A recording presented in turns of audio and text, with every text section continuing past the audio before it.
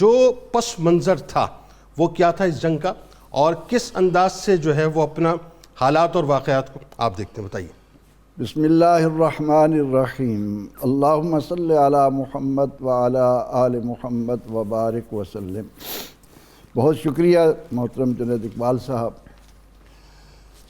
جنگ یرموک کا پس منظر جاننے کے لیے ہمیں اس بات کو مد نظر رکھنا چاہیے کہ پروردگار عالمین کا فرمان ہے ان اللہ یحب الذین یقاتلون فی سبیلہ صفا کأنہم بنیان مرصوص۔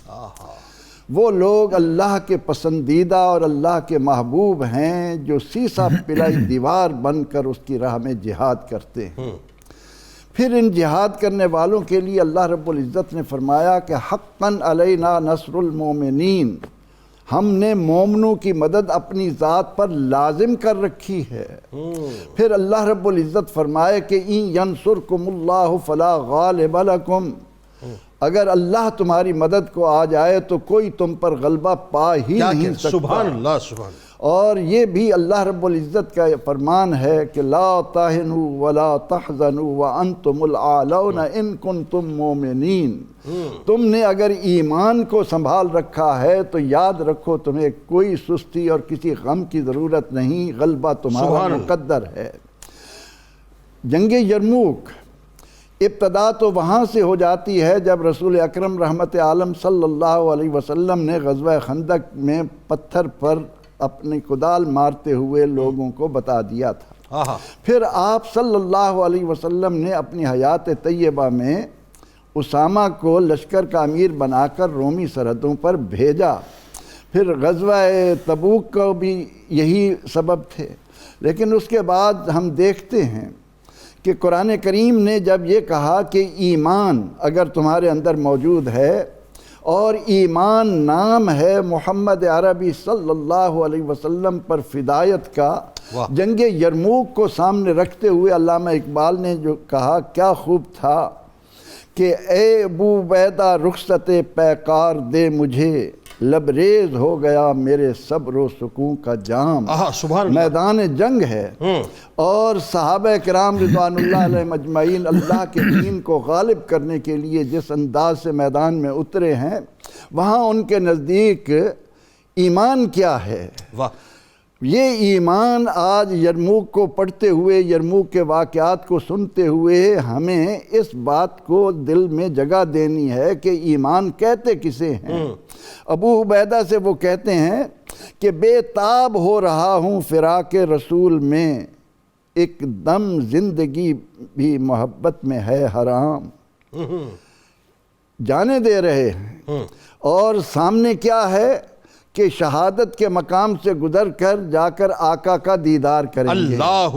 اور وہ جوان اس یرموک کے میدان میں ابو عبیدہ سے کہتے ہیں کہ اے ابو عبیدہ اگر تم نے بھی کوئی پیغام دینا ہو، یہ روح ہے یرموک کو جاننے کی۔ تو ابو عبیدہ کہتے ہیں کہ ہم پر کرم کیا ہے خدائے غیور نے، پورے ہوئے جو وعدے کیے تھے حضور نے۔ اللہ اکبر۔ اب یرموک جب مسلمانوں نے حمص فتح کر لیا، شیراز فتح کر لیا، رستم فتح کر لیا، تو رومی طاقتیں اپنی تمام تر قوتیں مجتمع کر کے مسلمانوں کو صفحہ ہستی سے مٹا دینا چاہتی ہیں۔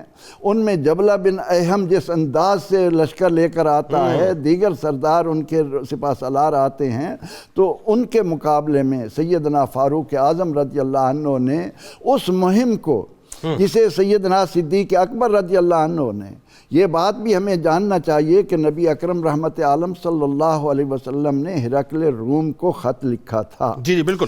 اور اس میں وَالسَّلَامُ عَلَىٰ مَنِ اتَّبَعَ الْهُدَىٰ اسلم تسلم، اسلام لا، اپنے آپ کو سلامتی میں لیا۔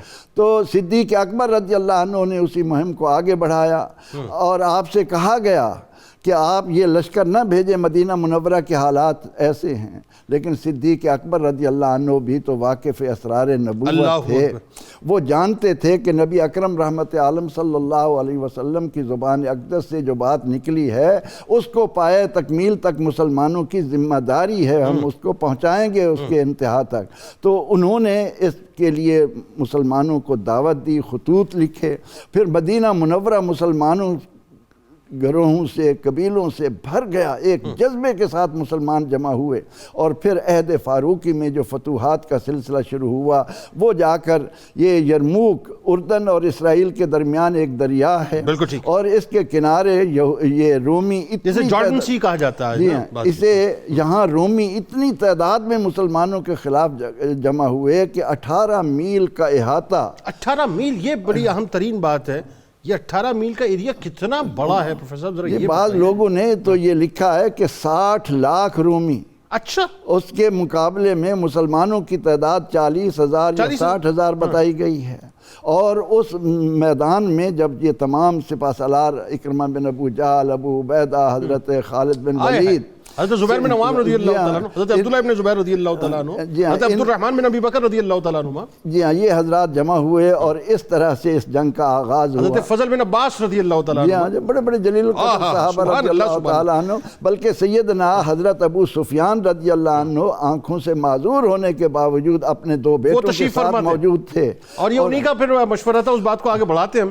وہ جو بلکہ یہاں پر میں کہتا چلوں کہ ابو سفیان رضی اللہ عنہ نے لوگوں سے کہا کہ اگر میرے یہ 2 بیٹے معاویہ اور یزید بن سفیان یہ پیٹھ پھیریں تو مجھے بتائیں، میں ان کو سیدھا کر دوں گا، یہ جائیں گے. اس جذبے کے ساتھ یعنی مسلمان طلب اور شوق شہادت تھی. وہ لڑا دے ممولے کو شہباز سے، وہ بات ہے.